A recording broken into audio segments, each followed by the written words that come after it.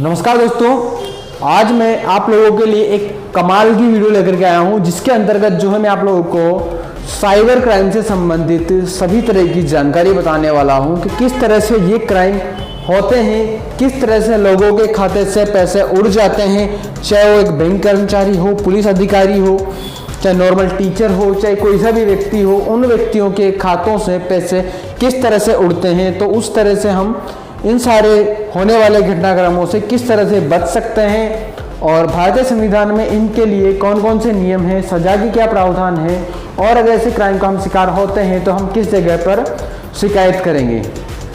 चलिए आगे मैं आप लोगों को सबसे पहले बता देता हूं कि ये क्राइम किस तरह से होते हैं।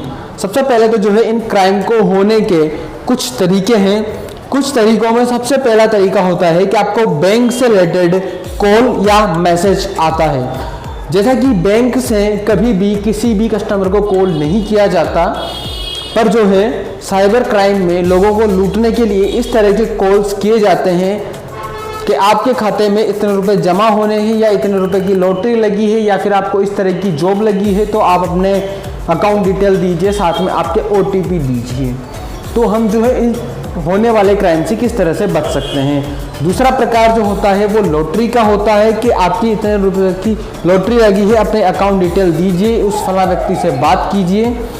या फिर आपको जो है सेम जिस तरह से बैंक का मैसेज आता है उसी तरह से हमें मैसेज आता है और कहते हैं कि आपको इतने रुपए का ऑफर है। ऑफर को एक्टिवेट करने के लिए इस लिंक पर क्लिक कीजिए और आप अपने UPI पिन, फोन पे, गूगल पे, पेटीएम, भीम ऐप, अमेजन पे इत्यादि जो भी हम ऑनलाइन सोर्सेस का इस्तेमाल करते हैं उन सभी को हम OTP हम डालें तो हमारा जो है ऑफर एक्टिवेट हो जाएगा। ये हमारे व्हाट्सएप पर या SMS भी हमें कई तरह से आते हैं।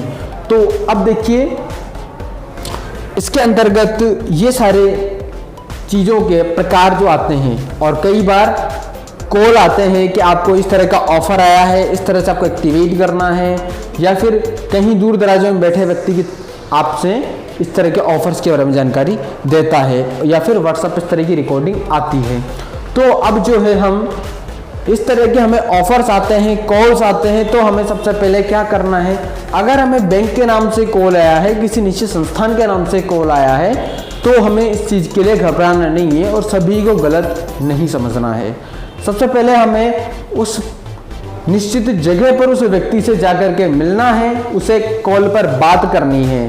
बाकी अपने अकाउंट की डिटेल और मोबाइल में आने वाला OTP अनजाने व्यक्ति को किसी भी परिस्थिति में नहीं बताने हैं। फिर इसके बाद हमें करना क्या है, उस व्यक्ति से जाकर के हमें मिलना है। बैंक से अगर कॉल का नाम आता है तो बैंक में जाकर के अधिकारियों से मिलिए कि आपको किस किस दस्तावेज की ज़रूरत है, मैं आपको कॉपी करवा के ला के देता हूँ। आगे जो है आपको ऑफर से संबंधित कोई मैसेज आता है या कॉल आता है जहाँ पर आप व्यक्ति से बात नहीं कर सकते, तो वहाँ पर उस तरह के लिंक को ना तो एक्टिवेट करें, ना अपने UPI पिन को डालें।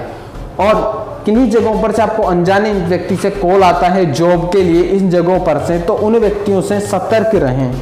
क्योंकि कई बार मैंने देखा है व्यक्ति बेरोजगार तो है, बेरोजगारी में उसको जो है काम देने के चक्कर से उसको कॉल किया जाता है कि भाई आपको फला जगह पर इतने रुपए की जॉब लगा दी जाएगी, इस जगह पर इतने रुपए की आपको जॉब लगा दी जाएगी। और होता क्या है, उसके अकाउंट में जो भी जितना भी अमाउंट धनराशि होता है वो भी उसके अकाउंट से उड़ा ली जाती है।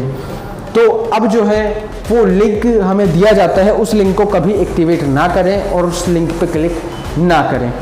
अगर इस तरह का फ़ोन कॉल्स आता है तो उस व्यक्ति से जाकर के मिले। अब जो है फ़ोन कॉल्स आते हैं और कुछ निश्चित व्यक्तियों को आप जानते हो तो उसके लिए आप कंप्लेन कर सकते हो। लेकिन ज़्यादातर केसेस में होता यह है कि जो क्राइम वाले हैकर्स लोग जो होते हैं, इस तरह के मैसेजेस देने वाले जो होते हैं, साइबर क्राइम करने वाले, उन तक पहुंचना पुलिस के लिए भी नामुमकिन होता है।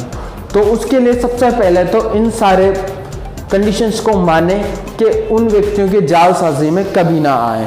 एक मेरे पास पहले कॉल आया था कि फ़ोन पे की तरफ से आपको सेकेंड लॉकडाउन पर 5,000 रुपये का ऑफर बैक खुला है, तो आप हमें इस भेजे गए मैसेज के लिंक पर एक्टिवेट करिए और अपने UPI पिन डालें, जिससे कि आपके अकाउंट में पैसे जमा हो जाएंगे।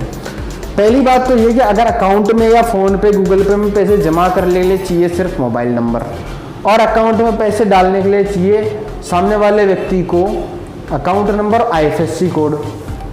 तो ये 2 चीज़ आप किसी को बता सकते हो, फ़ोन नंबर और अकाउंट नंबर, साथ में IFSC कोड, चाहे जिस बैंक में आपका खाता हो। इसके अलावा ATM कार्ड के पीछे रहने वाले CVV नंबर होते हैं, उन्हें नहीं बताएं। अपने मोबाइल पर आने वाले OTP को ना बताएं। ये हमारी कुछ सतर्कता है। अब देखिए, भारतीय संविधान के अंतर्गत सजा का क्या प्रावधान है। तो ये 2009 IT कानून 2009 के अंतर्गत धारा 66, कानून संशोधन की धारा 66 के अंतर्गत निश्चित व्यक्ति को अगर साइबर क्राइम मान लिया जाता है या वो साबित हो जाता है तो मिनिमम 3 साल की सज़ा से लेकर उम्र कैद, ये अलग अलग क्राइम के ऊपर डिपेंडेंट होता है, 3 साल से लेकर के उम्र कैद तक की सज़ा और अलग अलग तरह का जुर्माना भी उन व्यक्तियों पर लगाया जाता है।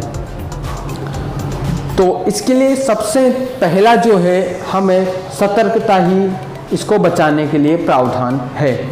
अब देखिए, हमें अगर किसी तरह का कॉल आता है तो सबसे पहले जो है 100 पर पुलिस को सूचित कर दें। अगर वहाँ पर ना हो तो 101 पर भी आप इसकी कंप्लेन कर सकते हैं।